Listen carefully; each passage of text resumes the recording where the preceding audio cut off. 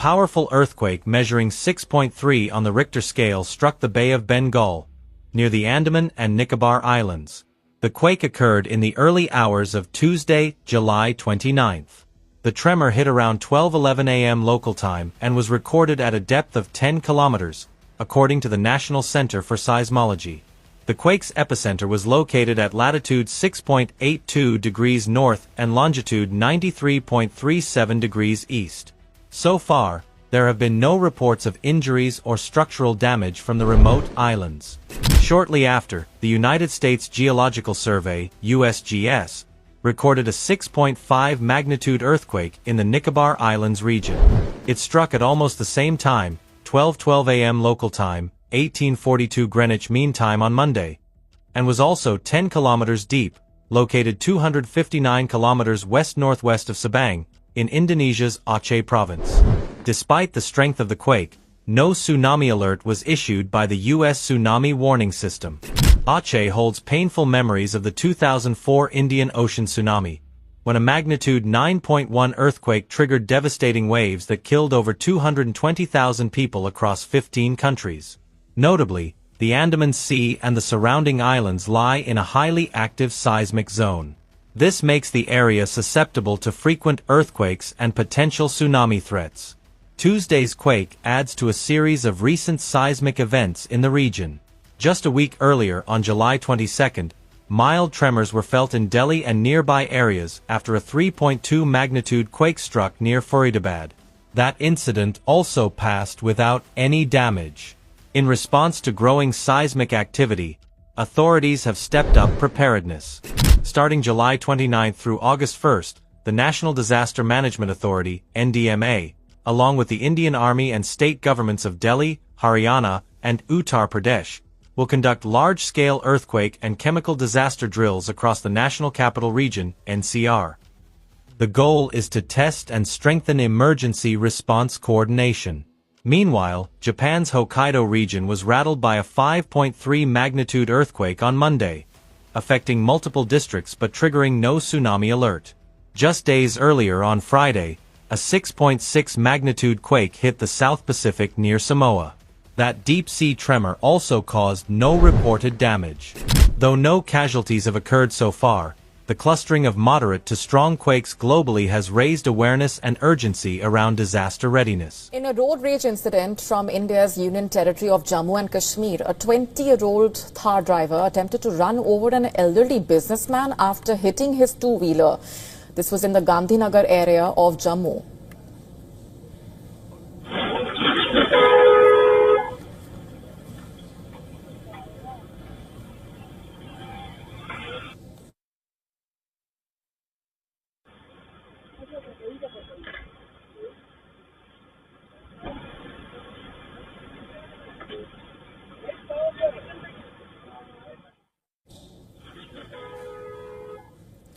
The incident, which took place on Sunday, has prompted the police to register an attempt to murder case against the accused, Manan Anand. The CCTV footage that has surfaced shows the Thar driver operating the vehicle in the wrong lane, leading to a collision with the scooter. The accused is seen driving the Thar vehicle at a high speed near Green Belt Park in Gandhinagar on Sunday afternoon. The footage shows the driver reversing his SUV over the elderly scooterist after the initial collision.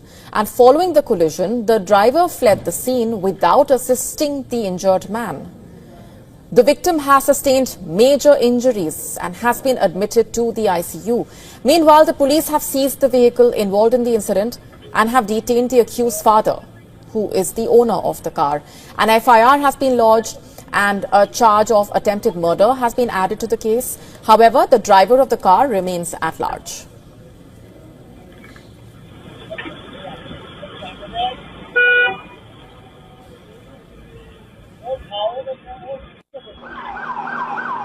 Four people were killed in New York on Monday after a man armed with a rifle opened fire in a Manhattan office tower. The shooter walked into a building on Park Avenue in Midtown with an M4 rifle, opening fire on an NYPD officer as he did so. He then shot a woman attempting to take cover, a security guard, and another man in the building's lobby. He then took the elevator to the 33rd floor to a real estate management company, shooting and killing one man on that floor before turning the gun on himself. Authorities identified the shooter as Shane Tamura of Las Vegas, who had travelled cross-country, arriving in New York on Monday. According to our law enforcement partners in Las Vegas, Mr. Tamura has a documented mental health history. His motives are still under investigation, and we are working to understand why he targeted this particular location. Among those killed was NYPD officer Didarul Islam, who was off duty during the shooting. He put himself in harm's way. He made the ultimate sacrifice, shot in cold blood, wearing a uniform that stood for the promise that he made to this city. He died as he lived, a hero. As Islam's body was transferred from a hospital to a medical examiner's office, NYPD officers lined up to pay their respects. Originally an immigrant from Bangladesh, he had worked for the NYPD for over 3 years. He's survived by his 2 children and his wife, who is expecting a 3rd child. Well, for years, people have been wishing for some sort of vaccine to help cure cancer. And for the first time ever, it actually seems that may be possible. Well, this month, researchers working on an experimental vaccine at the University of Florida say they made a major step forward in their goal to help wake up people's immune systems against cancer. Our 9 News medical expert, Dr. Payal Kohli, looked into this study. Thank you for coming in. This is wild. Talk to us a little bit more about this. So the concept of a universal cancer vaccine being both preventive and therapeutic. So you take a vaccine off the shelf, give it to someone. Not only can you reduce their risk of having a cancer by waking up their immune system to attack the cancer, but you can help fight the cancer using this vaccine. And it's kind of mind-boggling because we really thought in order for the immune system, a cancer vaccine concept to work, it had to be personalized to a specific type of cancer. But that's not the case. They actually found out in this study that it was more robust a response to essentially mobilize the immune system. So think about it like Army reserves, right? We have troops that are in the reserves waiting. If you mobilize those troops, you can actually get a lot more people in your army. So they're actually mobilizing T cells, which are T cells in hiding that wouldn't have done anything, by giving this messenger RNA vaccine, the same type of technology we used for the COVID vaccine, to get the immune system to start fighting the cancer. Was there anything surprising about this to you? Yeah, so we were very surprised because for the longest time, for the last 3 decades, we've been working off the paradigm that in order for the immune system to attack the cancer, it has to know exactly what the cancer markers are. So we used to wait for the cancer to happen, then take out the cancer cells, then try to design a vaccine specific to those cancer cells. But instead, what we realized is that if you just tickle the immune system non-specifically, that first line of responders actually fights it more effectively than that personalized cancer vaccine. So you actually get a more robust immune response. And these are looking at, teaching your immune system the difference between your cells versus cancer cells. So you have to teach the immune system a little bit, but the minute that it recognizes that cancer, it goes to war. This seems like it's very early in the process of things. It is early, but what they found in these mouse models is they looked at it in 2 different ways. One is using it in addition to another immune therapy drug called checkpoint inhibitor. So it kind of stimulates that other drug to work better. The other is to use it by itself, potentially as a replacement for surgery, chemotherapy, radiation, and it melted away the tumor in the animal models. And they looked at skin tumors, they looked at bone tumors, and they looked at other types of tumors as well. So I think we're about 5 to 10 years away from having it here in humans, but it's been a groundbreaking study because it really opened up this paradigm of we've been thinking about the immune system helping us with the cancer response in the wrong way. I'm going to put my ignorance on display. I've been very blessed that I have not had a whole lot of experience with cancer in my family, but I've learned that there are currently cancer vaccine. So how does this differ from those? Yep. So for example, the HPV vaccine targets the virus that causes cervical cancer, this human papilloma virus. There's some other vaccines that are working on in advanced stage breast cancer, which again, we take out the tumor. So we're reactive. We wait for the cancer to happen and then we give you the vaccine. Okay. This could actually change the envelope where everyone could be walking around getting a vaccine once a year that non-specifically targets many different types of solid cancers and really mobilizes their immune system to start to attack them, just like with the flu virus or the COVID virus. It's so interesting because, yes, I knew about the HPV vaccine, obviously, but I didn't necessarily think of that as a cancer That's vaccine. Right. Okay. Interesting. So it's not, we've talked about a lot of the pros. Are there any cons? I mean, this has only been studied in mice right now, but did they see any negative effects? They have not seen any negative effects so far, which has been really great. And we have not really seen how humans would react to it. I would say over time, one of the biggest questions I have as a physician is how well does it keep working? Okay. Because, right, if you keep tickling the immune system in the same way, does the immune system then get, say, oh yeah, been there, done that, Right. and start to get a little bit lazy. Right. So is this something that we could potentially give to someone, to people annually every year and still expect the same? Would we expect it to evolve? Would we do better? And the other question for me is a personalized vaccine, because everyone, even though you're not specifically targeting a cancer, everyone's genetics and predispositions are different. Is this something we would give to the entire population, or just to people who are high risk or have a family history Right. or have had certain exposures? So these are all questions I think that are still outstanding. I'm certainly very excited about the fact that they found this new immune paradigm, which I think brings it one step closer to now starting to do trials in human beings and then seeing how this pans out. Okay. Very interesting. Dr. Collier, we appreciate that. Thank In other you. news, pressures mounting on Peru's government. Approval ratings of the president, Dina Boluarte, is in trenches. And on the streets, demonstrators are calling for her resignation. The police and demonstrators clashed head-on outside the Congress, demanding the president and the entire Congress to step down. In response, police fired tear gas to disperse the demonstrators.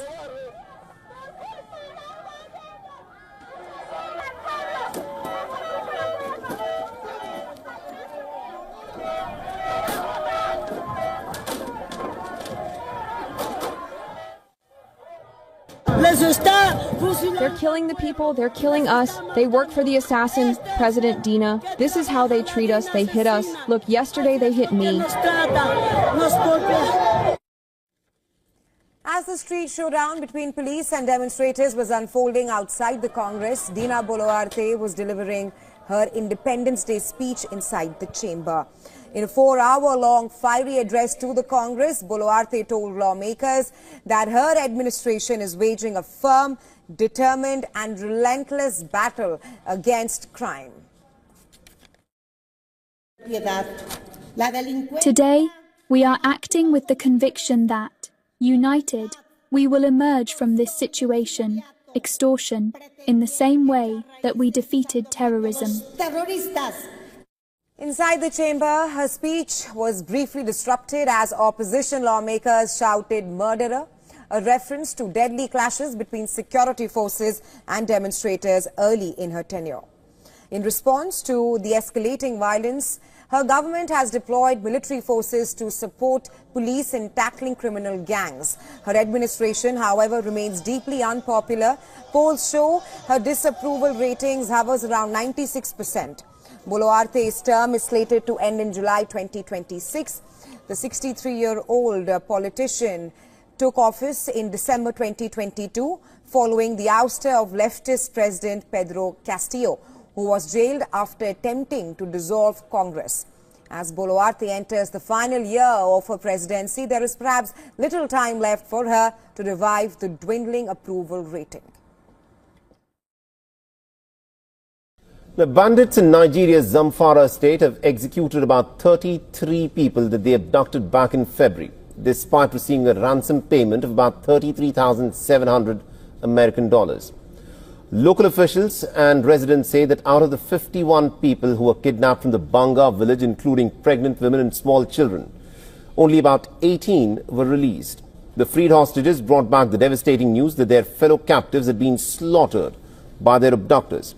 Tragically, 3 infants reportedly died while in captivity, and local political administrator Manir Haidara has also confirmed that some captives had been killed but did not give a number.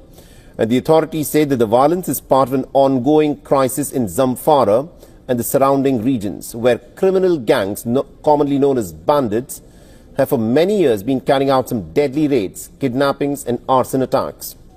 The violence in the region initially stemmed from the land disputes between the herders and the farmers, but it has since spiraled into organized crime. And analysts say that the recent emergence of the Lakurawa jihadist group in the northwest has worsened the violence in the region. Despite the army deployments and local vigilante recruitment, bandit activity continues to escalate.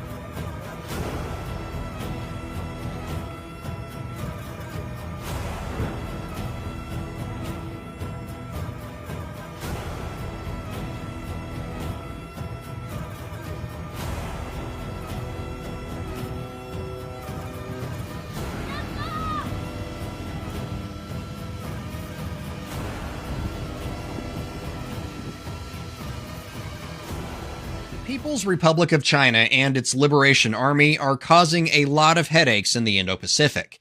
The United States is trying to deter China from engaging in full-scale conflict, but it needs help from friends in the region. Australia just entered the group chat in a major way.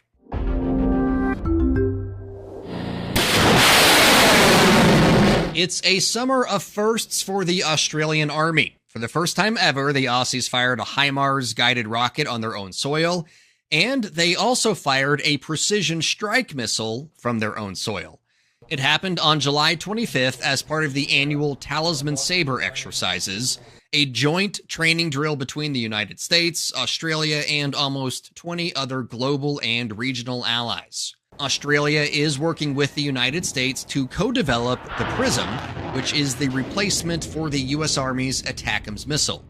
The PrSM has a range of at least 250 miles and can fly at speeds greater than 3 times the speed of sound. As was demonstrated at the Mount Bundy training area in Australia's Northern Territory, the speed of the PrSM means enemies have far less time to react to an incoming strike. And I want to take just a moment and say thank you to the Aussies for capturing this amazing video of the PrSM firing and hitting a target during Talisman Sabre. This is, without a doubt, the best footage we've seen of the new munition in action. Future iterations of the weapon will increase its range and lethality. New seekers will also be incorporated so it will be able to hit more mobile targets, and different types of warheads are also being explored. The PrSM is designed to be fired from the M270 multiple launch rocket system and from the High Mobility Artillery Rocket System, or HIMARS. Australia bought 42 HIMARS launchers from the United States and received delivery on the first batch of the vehicles back in March. When Australia's Prime Minister, Anthony Albanese, came to office in 2022, he made a commitment to rapidly boost the Australian Defence Force's long-range strike capability in the face of growing regional hostility. The country's Ministry of Defence says the acquisition of dozens of HIMARS launchers and the successful test fire of the co-developed precision strike missile are proof the Prime Minister is making good on his promises. This capability is very significant because what it means is that the Army can contribute to the Joint Force and can contribute to sea denial, because these missiles and others like them, when deployed forward, can kill ships, and that helps create windows of opportunity and advantage for our brothers and sisters in the Navy and the Air Force and our cyber and space operators. Overnight, it's taken us from a land domain that could really engage out to about 30 kilometres to one that today shot in excess of 300 kilometres with a target round. In addition to firing a HIMARS rocket and launching a PrSM for the first time, the Australians also took part in the first multinational HIMARS launch during Talisman Sabre. HIMARS crews from Singapore, the US, and Australia worked together in a combined maneuver to simultaneously hit a target from 3 very distinct areas of attack. Made by Lockheed Martin, HIMARS launchers are some of the best mobile artillery launchers out there today, and they are in high demand after all the success they've seen in Ukraine. So the fact Australia is getting so many of the HIMARS launchers and knowing future versions of the PrSM missile will be accurate to over 500 miles should create a few more dilemmas to Chinese military planners looking to act more aggressively. Houthi rebels in Yemen warn they will target merchant ships belonging to any company doing business with Israeli ports, regardless of nationality. The Houthis say it's their next phase of a military campaign against Israel. The Iran-backed group launched operations targeting commercial vessels in response to Israel's war against Hamas in 2023. Their attacks over the past 2 years have disrupted shipping in the Red Sea, where around $1 trillion in goods pass through each year. The rebels announced Sunday they had decided to escalate their military support and begin implementing the 4th phase of the naval blockade against Israel. The militants threatened to attack all ships belonging to any company that deals with ports of the Israeli enemy of the nationality of that and in any location within reach of our armed forces. They added ships will be targeted regardless of destination. The Houthis are pushing for international pressure on Israel to end the war in Gaza and lift its blockade on the enclave if they want to avoid escalation. The move comes after earlier this month the rebels struck and sank 2 Liberian-flagged Greek-owned bulk carriers, the Magic Seas and the Eternity Sea. The attacks killed 4 crew members on the Eternity Sea, and 11 others were kidnapped. All 22 crew members on the Magic Sea were rescued before the carrier sank. The Associated Press reports between November of 2023 and December of 2024, Houthis launched attacks against more than 100 vessels with missiles and drones. The militants paused their attacks amid a temporary ceasefire by Israel and Hamas, but were later targeted in airstrikes ordered by President Trump. The Trump administration announced a deal in May with the Houthis to halt airstrikes in exchange for the rebels to stop attacks on merchant ships. Although the Houthis claim the agreement does not include attacks on ships it believes are doing business with Israel.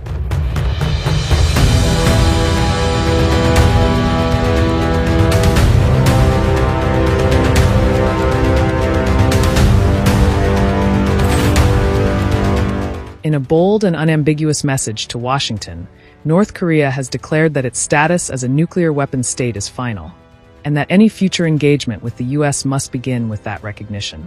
The statement was issued by none other than Kim Yo-jong, the powerful sister of North Korean leader Kim Jong-un, who warned that dialogue based on denuclearization is now a thing of the past. Published by the state-run Korean Central News Agency, Kim's statement emphasized that North Korea's nuclear capabilities, along with its legal status as a nuclear-armed state, are irreversible, and rejecting this would be pointless. She said any attempt by the U.S. to deny Pyongyang's nuclear identity would be thoroughly rejected, as it has been enshrined in the DPRK's supreme law, backed by what she called the unanimous will of its people. Kim, who also leads North Korea's propaganda operations, added that it would be in no one's interest, including America's, to remain in confrontation, and urged Washington to seek another way to engage, one rooted in new thinking. She acknowledged that the personal rapport between her brother and Donald Trump was not bad, but made it clear that using that relationship to reignite denuclearization talks would be seen as a mockery. Unless the U.S. accepts reality and abandons its outdated approach, she said, the idea of a future DPRK-US meeting will remain a mere hope, held only by the American side. Her warning came shortly after a White House official told South Korea's Yonhap news agency that Trump was open to talks with North Korea, specifically aimed at achieving full denuclearization. But Kim's tone was clear. The world has changed since the failed summits in Singapore and Vietnam, and any negotiations must reflect a new geopolitical reality, one where North Korea is a permanent nuclear power. Commenting on the development, Jenny Town from the Stimson Center in Washington said Kim's remarks deliberately avoid attacking Trump directly, leaving the door open to diplomacy, but make it clear that nuclear disarmament is no longer on the table. Instead, Town suggests the U.S. must be prepared for a fundamental shift, negotiating not from a position of dismantling Pyongyang's arsenal, but from accepting its existence and working from there. Will Trump, now back in office, be willing to make that leap? Or is North Korea drawing a red line the U.S. simply cannot cross? For all the latest on this high-stakes standoff and more global stories, don't forget to subscribe to the Indian Express on YouTube. Don't forget to hit that bell icon for latest updates around the globe.